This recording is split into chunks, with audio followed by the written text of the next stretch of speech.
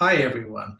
I'm Dan Smail. I'm a professor of history at Harvard University. I work on the social and legal history of late medieval Europe. I'm currently writing a book on the history of a Berber slave in the city of Marseille in the early 15th century. And I'm also leading a project on the study of material culture through household inventories. The story that I want to tell you today is a story about the experiences of a young woman in the Black Death of 1348. The story has a prologue because nothing about it makes any sense unless you know why and how it is possible to know it.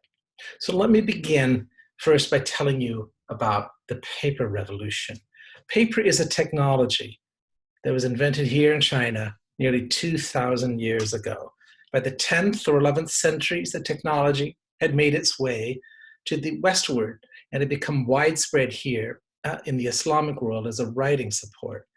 Around the year 1100 or so, paper began to trickle into use in Western Latin Christendom, and 2 centuries later, it was everywhere. Great drifts of it have survived to this day in European archives. The arrival of paper in Southern Europe allowed for a great expansion in the range of legal and administrative documents everywhere, beginning first in the Mediterranean and gradually spreading north. With these sources, it becomes possible to enter the lives of ordinary people and to tell you the kinds of experiences that we'll learn about today. The person I want to tell you about, Alizeta Paula, lived in the city of Marseille in what is now southern France. And since the map we've been looking at is Islamic in origin, we have to turn it the other way around in order to see where Massilia is. Here in this map of Marseille from 1575, Alizeta's house would have been located in one of the suburbs just outside the walls of the city, more or less where the arrow is pointing right here. Her family belonged to the urban peasantry, that is to say, workers and farmers who lived in the city but owned and worked the lands and vineyards in the surrounding countryside. I first encountered Alizeta some years ago while reading an estate inventory that she put together in August of 1349. And what you see here is the first page of this 4-page estate inventory. And there's her name, Alizeta Paula. Before the onset of industrial production in the 19th century, household things were often incredibly valuable.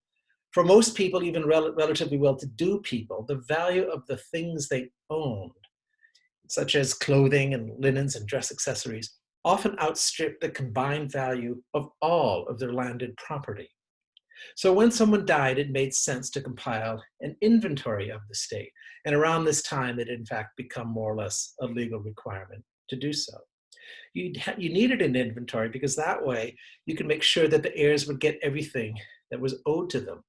Occasionally, those inventories have survived, and they are an incredible source for people like me who like to walk into late medieval households and poke around and see what people had in them. Alizeta inherited a lot of stuff from her father, Bertrand Paul. If you want, you can poke around for yourself in the inventory that she made. But that's not primarily what I want to tell you about. In August of 1349, Alizeta had a legal problem. Her father had died the previous year, a victim of the plague. As his heir, she should have filed an estate inventory with the appropriate officials within a month of his death. And here she was, more than a year late. So what did she do? On that day, she would have left her house, entering the city through perhaps the gate that you can see here, and made her way along the streets to the city's courts of law. The courts of law in Marseille at the time met outdoors in the plaza before the church known as a coul. The spire of the church of a coul survived destruction by the Nazis in 1943, so you can still visit the place today. She gave her name to a sergeant of the court and was ushered before the judge named Guillaume de Montolieu, who was a member of one of Marseille's most distinguished families. Now put yourself in her shoes. Was she nervous? Maybe, but not because she was a woman. The majority of the people who compiled inventories in Marseille were widows representing the interests of their children. so women were totally used to appearing before judges. If she was nervous, in fact, it was because her bequest was long overdue. For that reason, she felt it important to explain to the judge what had gone wrong. This is more or less what she would have said to the judge, and I'm going to zoom in on the passage as I read out the translation in English. My lord, my name is Alizeta Paula. I am the daughter of the late Bertrand Powell, and I live in the suburb of Sion. I'm here before you because during that terrible year of plague just past, my father, in the sickness from which he then died, drew up his last will and testament. In it, he named my mother, Alazais, as his heir. In case she were to die, he then named me and my sister, Johanna, as next in line. The notary, Jacques-Mie Eichhardt, drew up the act in the month of March on the 15th of 1348. And then during that time of plague, my mother and my sister Johanna both died. And my husband died. And there I was, all alone in the world, deprived of all my kin, pregnant and weak, and continually filled with sorrows and afflictions. Because of my enfeebled state and my anguish, I did not request permission earlier to compile an inventory of the goods and the inheritance of my father. Here now, humbly and tearfully, for the love of God and for pity's sake, I beg you to grant me permission to compile the inventory. Now, in case there's any suspense, let me say right now that there wasn't any chance that the judge was going to deny her request. And in his response, he said something like this: hardly anyone during that punishing time could take care of his own or indeed anyone's business. So just swear on your oath that you are not seeking to defraud anyone, and let's get on with it. By the way, something really interesting happened around the word for plague in the document. Here it is, you might just be able to make out the letters of the Latin word mortalitatis, but you can see from the fragments of some letter shapes that the notary had scratched out a previous word and had written over it. And there are even some faint traces of red sealing wax on the paper. This is a mystery for which I cannot even imagine the solution. The event she described, often known as the Black Death, was the second plague pandemic, the first being the Justinianic plague of late antiquity. The pathogen responsible for the plague, Yersinia pestis, probably emerged from the Tibetan plateau in the middle of the 13th century. It has been with us ever since then, with major outbreaks from time to time, and the most recent of these took place in the mid to late 19th century. If you're not careful and you're hiking around the West, you can still catch it now. The plague reached Byzantium, the Middle East, North Africa, and Europe around the year 1346. And over the next 7 years, it killed between 40 and 60% of the population of those lands. Recent advances in genetics have given us really amazing new insights into the cause of the second plague pandemic and also the chronology and geography of its spread. What was it like to live through the pandemic? There are almost no contemporary images of the Black Death, and this one you see here is one of the rare exceptions.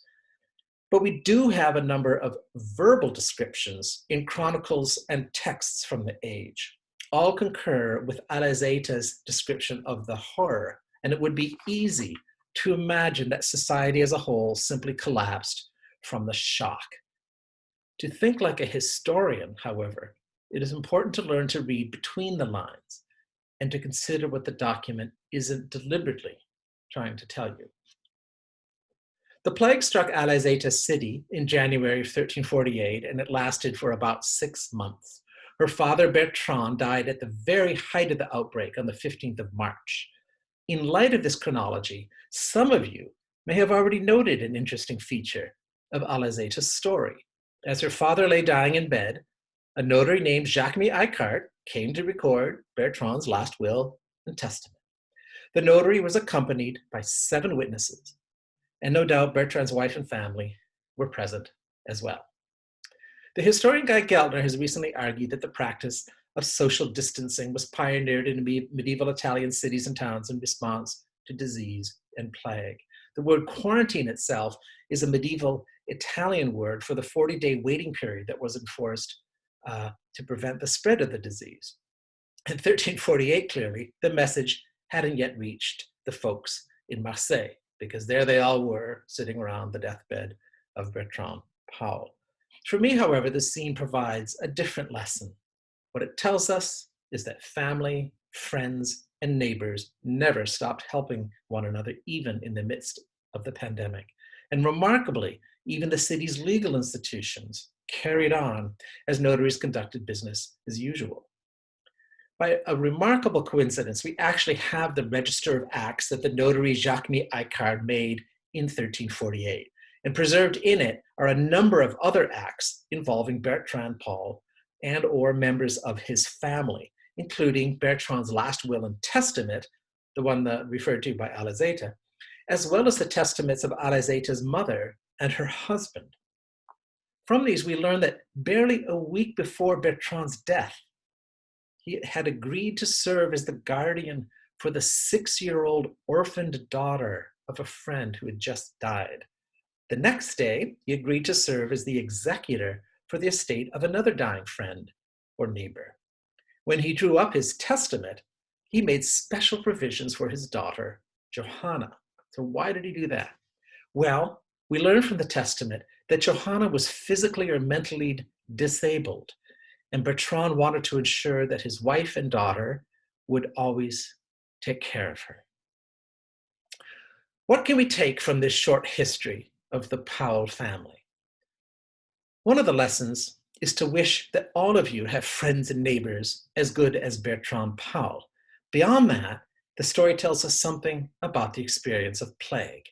Yes, the second plague pandemic was terrible, but people survived and they went on with their lives. Even more, we learn that human society is tremendously resilient. It is kept together by the bonds of charity and duty and can triumph even in the worst of times. Thank you for listening, and please write to me if you have any questions.